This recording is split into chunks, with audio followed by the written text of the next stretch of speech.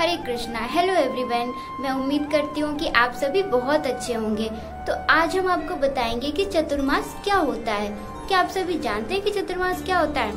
शायद आपको नहीं पता होगा, तो चलिए हम जानने की कोशिश करते हैं। चतुर्मास 24 जुलाई से प्रारंभ हो चुका है, जो कि पूरे 4 महीने चलने वाला है। अरे आप सभी घबराइए नहीं, यह व्रत और व्रतों से बहुत ही भिन्न तथा बहुत ही सरल। तो आइए हम जानते हैं कि यह व्रत क्यों किया जाता है तथा इसे करने के क्या नियम हैं। तो वास्तव में भगवान की एक बहुत ही प्यारी लीला है। कहा जाता है चतुर्मास के इन 4 महीनों में भगवान शयन करते हैं। तो इसके पीछे भगवान की क्या लीला है, चलिए आइए जानते हैं। वास्तव में भगवान जी ने आंखें बंद कर एक लीला करनी चाहिए, तो सभी भक्तजन घबरा गए। उन्होंने सोचा, अगर भगवान स्वयं अगर अपनी आंखें बंद कर लेंगे तो हमारी भक्ति का हमें कैसे लाभ प्रदान होगा, कैसे प्राप्त करेंगे हम अपनी भक्ति का लाभ। तब भगवान ने कहा, भक्तजनों घबराओ नहीं, बिल्कुल भी टेंशन मत लो। मैं तुमसे वादा करता हूँ कि मुझे आंखें बंद करने दो और मैं तुम्हें तुम्हारी भक्ति का और भी अधिक लाभ प्रदान करूंगा। इस समय भक्ति का विशेष लाभ प्राप्त होता है। इस समय भगवान शयन करते हैं। वह योग निद्रा में रहकर जल के ऊपर शयन करते हैं तथा कार्तिक मास के उत्थान एकादशी में उठ जाते हैं। चतुर्मास के संदर्भ में नारद मुनि जी की भी एक बहुत ही प्यारी कथा आती है।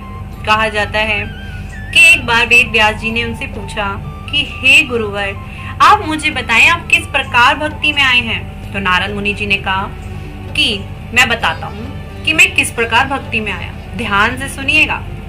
तो उन्होंने बताया कि वह पिछले जन्म में एक दासी पुत्र थे और उनके गांव में चतुर्मास के 4 महीनों में बहुत ही विद्वान ऋषि मुनि आए। उन्होंने वहां पर हरि कीर्तन, हरि कथाएं की और वहां पर वह छोटी छोटी सेवाएं करते थे, जैसे कभी फूल ला देना, प्रसादम का ध्यान रखना और फिर वहां पर कथा सुनना और उनकी कीर्तन श्रवण करना। तो जाते जाते जो गुरुवर थे, सारे ऋषि मुनि थे, वे बड़े प्रसन्न हुए उनकी सेवा से। तो उन्होंने जाते जाते उन्हें गुरु ज्ञान प्रदान किया। उसी प्रकार उसी पथ पर चलते चलते उन्होंने श्री नारायण भगवान के दर्शन प्राप्त करे। हरि हरि बोल। एक रीजन और भी कह सकते हैं। कहा जाता है कि पहले जमाने में, आप सब जानते ही होंगे, कच्ची सड़कें होती थी, दूर दूर तक लोग पैदल जाते थे, ट्रैवलिंग करना बहुत टफ हो जाता था। और बारिशों के समय में तो और टफ हो जाता था, क्योंकि हर जगह पानी भर जाना, पेड़ गिर जाना, तूफान आना। तो बट हम इसको उससे रिलेट नहीं कर सकते, क्योंकि जो ऋषि मुनि हैं वो तो इतने दयालु हैं, इतने तपस्वी होते हैं, उन्हें इन चीजों से घबराहट नहीं होती। बट उनके अंदर इतनी दयालुता होती है क्योंकि वह ये चाहते हैं कि हमसे छोटी सी छोटी भी गलती ना हो। पानी भर जाने से कोई कीड़े मकोड़े रास्ते में आ जाते थे, तो उनकी हत्या ना हो जाए उनके पैरों तले आकर। तभी ऋषि मुनि एक ही स्थान पर पूजा याचना करते थे, हरि कीर्तन करते थे, हरि पूजा करते थे, हरि की कथाएं करते थे, स्वयं भी लाभ प्राप्त करते थे और सभी भक्तजनों को भी लाभ प्राप्त होता था। चतुर्मास के व्रत का पालन करने का नियम कुछ इस प्रकार है। पहला महीना अर्थात सावन, इसमें पत्तेदार सब्जियों को लेना वर्जित कहा गया है। दूसरा महीना अर्थात भादो, इसमें दही लेना वर्जित किया गया है। तीसरा महीना 20 सितंबर से लेकर 19 अक्टूबर तक, इसमें दूध पीना वर्जित होता है। चौथा महीना यानी कि 4th मंथ, इसे कार्तिक मास तथा दामोदर मास भी कहा जाता है। यह बहुत ही विशेष महीना माना जाता है। इसमें उड़द की दाल खाना वर्जित होता है।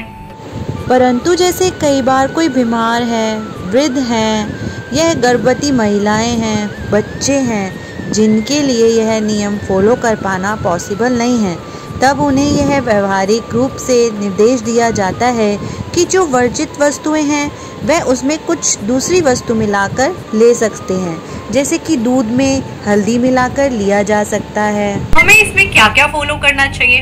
वेरी सिंपल, कुछ भी टफ नहीं है। सुबह सुबह ब्रह्म मुहूर्त में उठना ना चाहिए। अर्ली मॉर्निंग अर्थात सुबह सुबह उठकर हरे कृष्णा कृष्णा कृष्णा हरे हरे, हरे राम राम राम हरे हरे महामंत्र का जाप करना चाहिए जितना अधिक हो सके। अगर आप एक माला करते हैं तो दो करते हैं तो चार करते हैं तो 8 करते हैं तो 16। अगर इससे भी ज्यादा कर पाए तो इससे ज्यादा करिए। इसमें इन 4 महीनों में इसका बहुत विशेष लाभ प्राप्त होता है। थर्ड, हमें तुलसी सेवा करनी चाहिए। फोर्थ, धामों की यात्रा कर सकते हैं। हमें धाम यात्रा करनी चाहिए। कोई ना कोई किसी ना किसी धाम में जरूर जाना चाहिए।